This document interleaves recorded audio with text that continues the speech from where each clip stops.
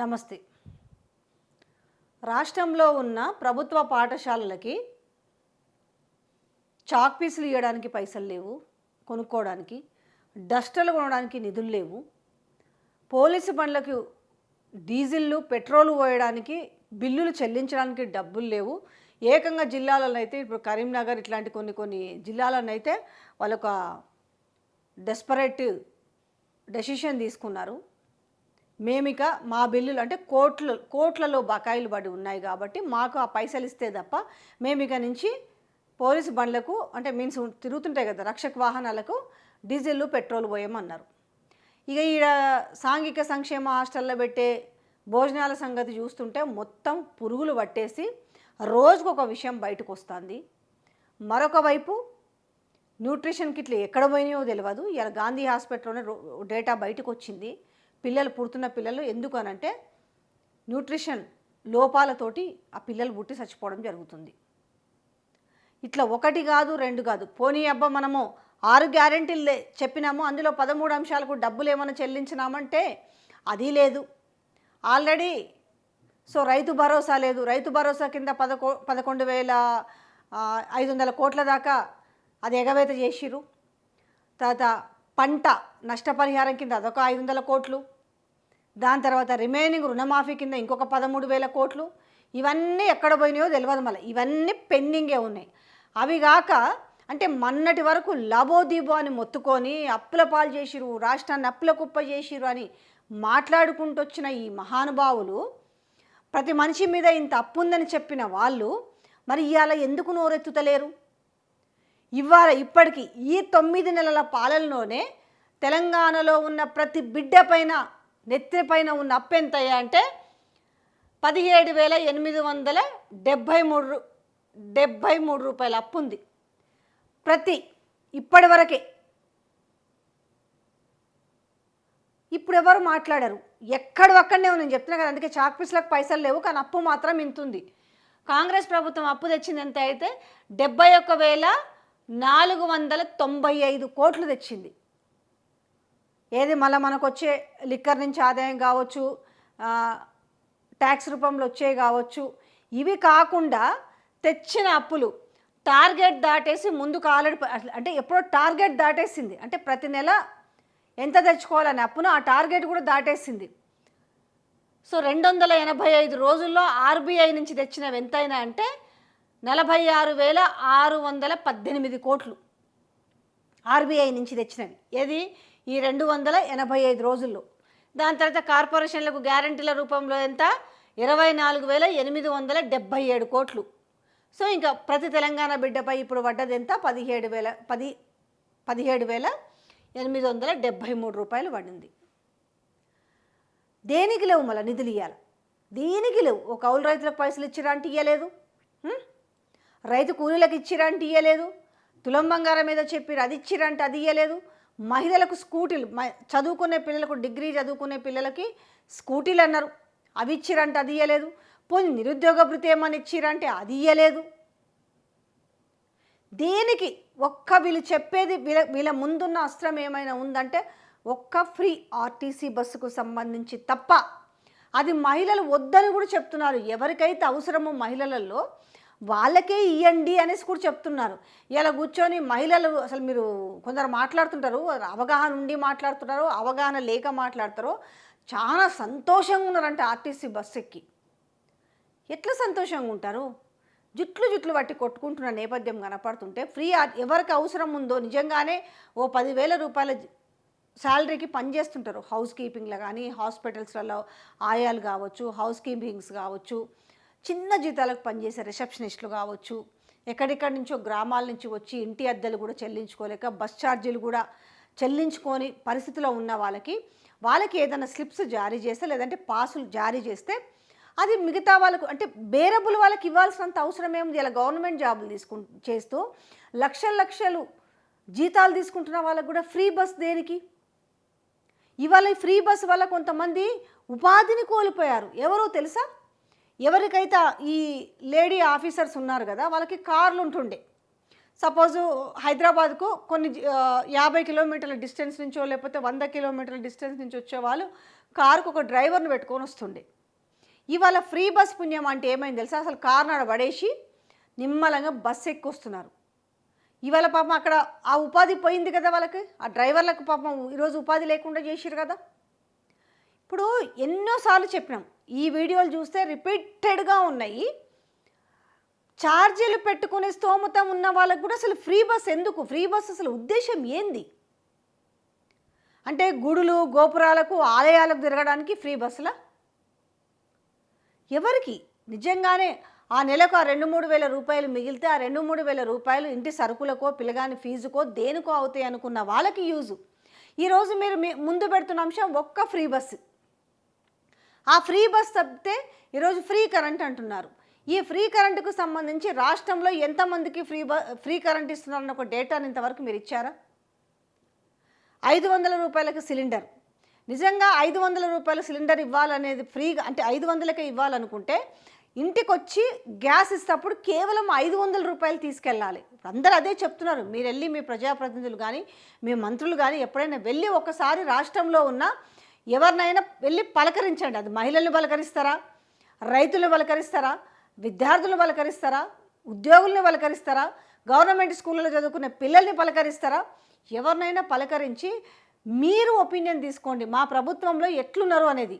మనం ఎంతసేపు పొద్దున్న లేస్తే హరీష్ రావు ఎంత హైట్ ఉన్నాడు, కేటీఆర్ ఎట్లున్నాడు, కేసీఆర్ ఎట్లున్నాడు, ఇది తప్ప రాష్ట్రంలో రైతులు ఎట్లున్నారు, మనము పెన్షన్ ఇస్తామని చెప్పినాము వాళ్ళు ఎట్లున్నారు, పిల్లలకు చదువులు ఎట్లున్నాయి, షాక్ పీస్ లేనిది, డస్టర్ లేనిది, వాళ్ళ భోజనం ఎట్లా ఉంది, ఇవి ఏం లేదు. ఆడుకునే పిల్లలకు పరికరాలు ఎట్లా, మనం రేపు ఆ పిల్లల్ని మనము ఏ ఒలింపిక్స్కో పంపించాలని అంటే మనం ఏం చేయాలి, ఇవన్నీ బంద్ చేసి కేటీఆర్ ఏం అదన్నాడు, ఆయన అమెరికాలో కూర్చొని మాట్లాడుతున్నాడు, ఇక్కడ రాజీవ్ గాంధీ కంప్యూటర్ కనిపెట్టిండు, చంద్రబాబు నాయుడు సెల్ ఫోన్ కనిపెట్టిండు, అక్కడికి రాని ముచ్చట్లని తెరపైకి తెస్తున్నారు. కానీ అక్కడికి వచ్చే ఒక్క విషయాన్ని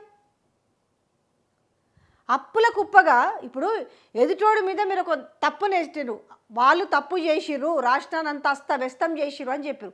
అస్తవ్యస్తం చేసిన దాంట్లో మీరు దాన్ని సవరిస్తలేరు, ఇంకా దాన్ని గబ్బు పట్టిస్తున్నారు. 9 నెలల పాలనలో 285 రోజుల్లో కాంగ్రెస్ ప్రభుత్వం చేసిన ఘనత ఏందయ్యా అంటే 71,495 కోట్లు అప్పు చేసిరు. పోనీ చేసి దేనన్నా అభివృద్ధి చేసిరంటే అది లేకపాయ్, కరెంటు లేకపాయ్, నీళ్లు లేకపాయ్. పోనీ మీరు ఇచ్చిన హామీలు ఏమని ఇచ్చిరంటే అది లేకపాయ్. 13 అంశాలు కాకుండా 420 హామీలు అవి ఎక్కడ పోయినాయో దిక్కులేదు. ఇవాళ అన్నీ మంచుకుంటే ఎందుకు అన్ని వర్గాల వాళ్ళు ఈరోజు రోడ్లెక్కి నిరసన తెలిపే అవసరం వచ్చిందన్న విషయానన్న వీళ్ళు పరిగణలోకి తీసుకుంటలేరా? తెలిసినా కూడా మాకేంది డోంట్ కేర్ అనే ఒక ఇదిలో ఉన్నారా? అంటే ఎదురు అటాకులు చేయడం తప్ప అటాక్ చేస్తుంటారు. ఏమిటికి? ఇప్పుడు ఎవరైనా జర్నలిస్టులు ప్రజల పక్షాన మాట్లాడితే ఒక ముద్దరేసి ట్రోలింగ్ చేస్తారు, కొట్టిస్తామంటారు, జైల్లో పెడతామంటారు. ప్రతిపక్షం వైపు మాట్లాడితే బీఆర్ఎస్ అనే ముద్దరేస్తారు. ఎటబోయి నోరు చేసి నోటి దూలని తగ్గించుకోకుండా ఇష్టం వచ్చినట్టు మాట్లాడి టాపిక్ డైవర్ట్ చేయాలని చూడడమే తప్ప మనం ఈ అప్పు చేసినాము, గత ప్రభుత్వం కంటే మనం మంచిగా ఏం చేయగలుగుతాము, గత ప్రభుత్వం మీద మనము తప్పు చేసిన నిందలు వేసినాము, కానీ రేపు మనము ఆ పరిస్థితికి రాకూడదు అనే విషయం మర్చిపోయి మీరు ఎంతసేపు అటాకింగ్లోనే ఉన్నారు తప్ప ఇన్ని వర్గాల వాళ్ళు ఈరోజు సమస్యలకు గురవుతుంటే ఆ సమస్యల మీద ఫోకస్ చేయకుండా ఇవాళ ప్రతి బిడ్డ నెత్తిపైన మీరు కూడా ఏం చేసిర్రు? 17,873 రూపాయల అప్పు నెత్తి మీద పెట్టిరు. అంటే తెలంగాణ ప్రజలు ఏ ప్రభుత్వాలు వస్తే ఆ ప్రభుత్వాల అప్పును నెత్తి మీద మోస్తూ మీకు ట్యాక్స్ల రూపంలో చెల్లిస్తూ వాళ్ళ జీవితాలంతా పనంగా పెట్టాలి. నాకు 40,000 ఒక్క సంవత్సరం కడుపు కట్టుకుంటే 40,000 కోట్లు నేను ఇట్లా ఎడం చేత్తోటి నేను ఇయ్యగలను అనేటోడు ఇంకా 13,000 కోట్లు నువ్వు బాకీ ఉన్నావు రైతులకి. 13,000 కోట్లు రుణమాఫీ విషయంలోనే బాకీ ఉన్నావు.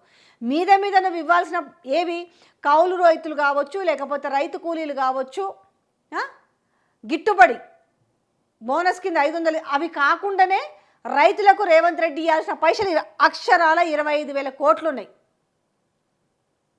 కానీ పోనీ మరి ఈ 71,000 కోట్లల్లో ఆ పైసలు ఇస్తున్నారంటే మళ్ళీ అది లేదు.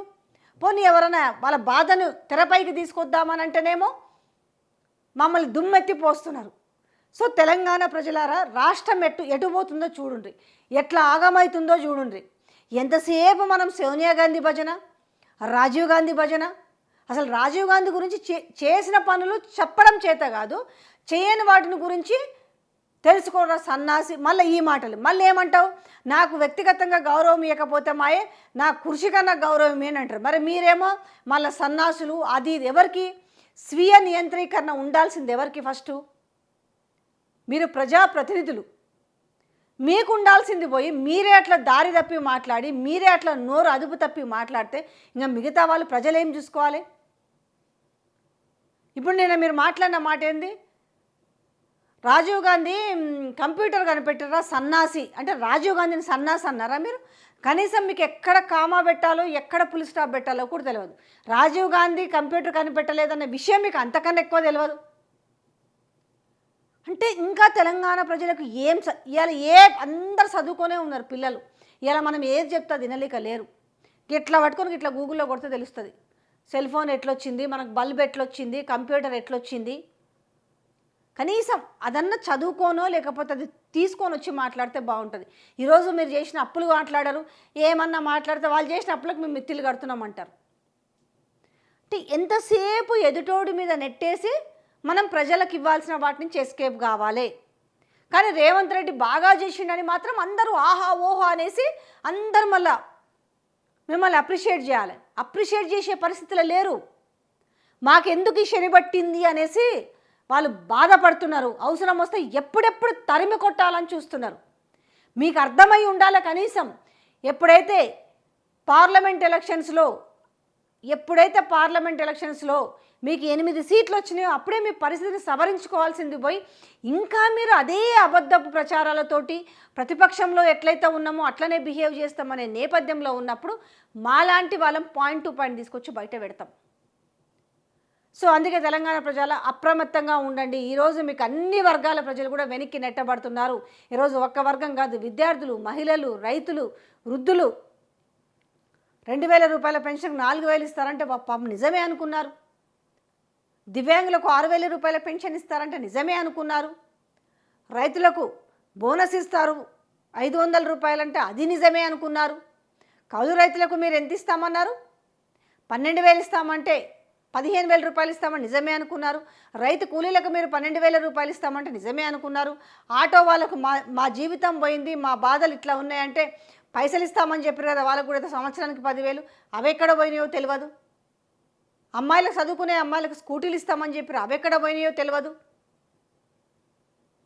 ఇక రైతు రుణమాఫీ సంగతి సరే అందుకే కదా మీ ప్రజాపాలనని నేను గీటు రాయి పెట్టుకొని 17వ తేదీన ప్రజాపాలన దినంగా మీరు పెట్టిరు కదా, అదే మీ ప్రజాపాలన భవన్ దగ్గరకు వచ్చి రేపు వచ్చేసి వాళ్ళ యొక్క బాధను ఆవేదనను తెలుపుకోవడానికి వస్తున్నారు. మీరు అన్నీ బాగా చేసుకుంటే ఇలా ప్రజాపాలన దరఖాస్తులు వస్తే ఒక్క దరఖాస్తుకి ఎటు తిప్పి అంటే ఒక ఆవు కథ ఉంటుందంటే వాడు ఏం చెప్పినా అటే తిరుగుతుంటుంది. ఆవు కథ లాగా ఉంది మీ పరిస్థితి. ఆవు గడ్డి మేస్తుంది, ఆవు పాలిస్తుంది. ఇది తప్ప దేనికైనా అదే ఆవు కథలాగా మీరు అప్లికబుల్ చేస్తారు. ఏదన్నా అడిగితే బీఆర్ఎస్ మీద నెడతారు. కానీ వాళ్ళు చేసిన దానికి మేము సవరించి ఇది చేసినామని చెప్పే ధైర్యం లేదు. ఆ డెసిషన్స్ తీసుకునే పరిస్థితిలో కూడా మీరు లేరు. సో ఇది చాక్పీస్లకు పైసలు లేవు, డస్టర్లకు పైసలు లేవు, పిల్లలు చదువుకునే పిల్లలకు మంచి తిండి లేదు, పురుగులన్నం తప్ప. ఇలా గవర్నమెంట్ హాస్పిటల్లో డెలివరీ అయ్యే వాళ్ళకి పిల్లలు బతుకుతారో లేదు, న్యూట్రిషన్ లోపం ఎక్కడ పోయినాయో తెలియదు. ఆ న్యూట్రిషన్ కిట్స్ గతంలో కేసీఆర్ కిట్స్ ఉండేవి, ఎటు పోయినాయో తెలియదు. అన్నిటిని తూడ్చేసి అప్పు మాత్రం ఎంత ఉందా అంటే 71,495,000 కోట్లు. ప్రతి బిడ్డ పైన నెత్తిపైన 17,873 కోట్లు, 17,873 రూపాయల అప్పు ఉంది.